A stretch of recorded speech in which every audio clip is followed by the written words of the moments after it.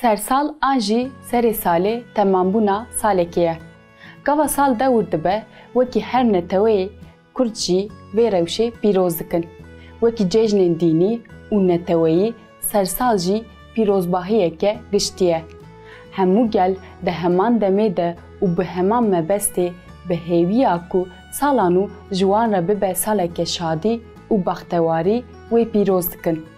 Pîrozkirina sersalê divê mirov ji bîr neke ku ew çand û kevneşopiyeke kevnar e. Dibe ku pîrozkirina sersalê ya neteweyan hinek ji hev cihê bin. A girîng berdewamkirina taybetiyên xweserin ku divê mirov van taybetmendiyên aîdê çanda xwe ya sersalê biparêze, bidomîne û veguhêze nifşên nû. Wekî çêkirina kalık û pîrika sersalê. Sersal di 13 Çileyê de tê pîrozkirin. Ev yek ji ber rewşa taqwîma Rûmî diqewime. Taqwîma Rûmî jî wekî ya mîladî taqwîmeke li gorî sîstem û sala rojê ye û sal 365 roj e. Tenê cudahiya sereke ji ya mîladî ew e ku 13 roj li pêy ya mîladî tê.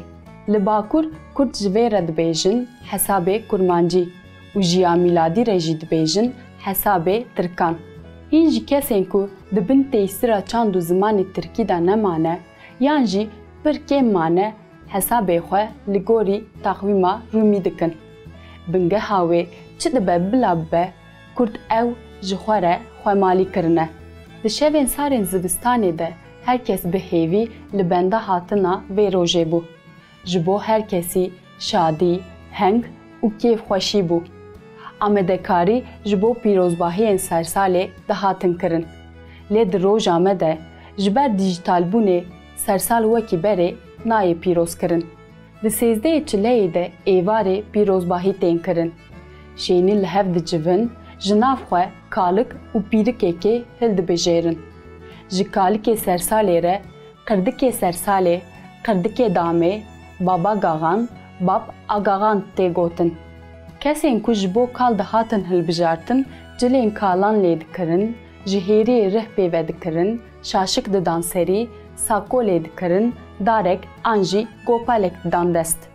Ji bo pîrikê jî kincên jinan lê dikirin, meles didan serî.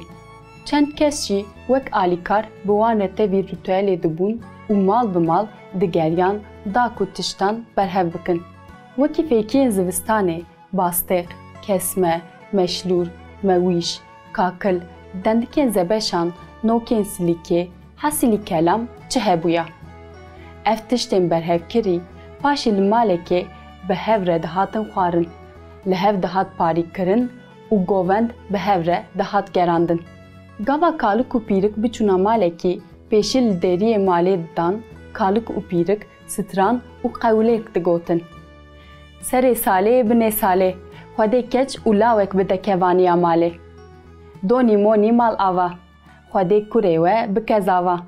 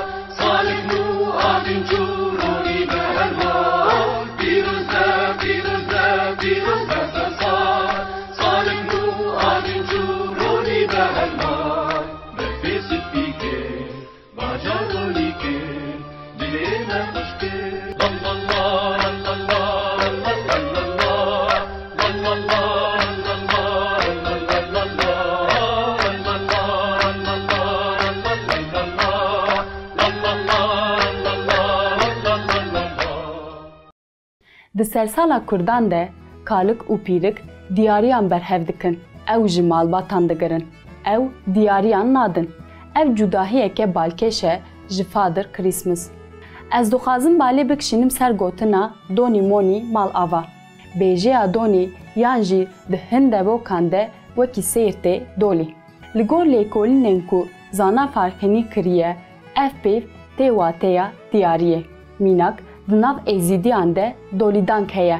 Di rojiyên Xizir Nebî ku êzîdî digirin de zarok goreyeke neqişandî ya ji hêriyê di kulekê re berê hundirê malê didin û bi stranan ji xwediyên malê diyariyan dixwazin. Ev yek bi temamî meseleya Father Christmas tîne bîra mirov ku di kulekê re îcar ew diyariyan dide zarokên malê. Belê temaşevan nêja. Em hatin dawiya bernameya xwe. Bi hêviya salan û ji me re azadî, aramî û aştî bîne. Sersala we pîroz be.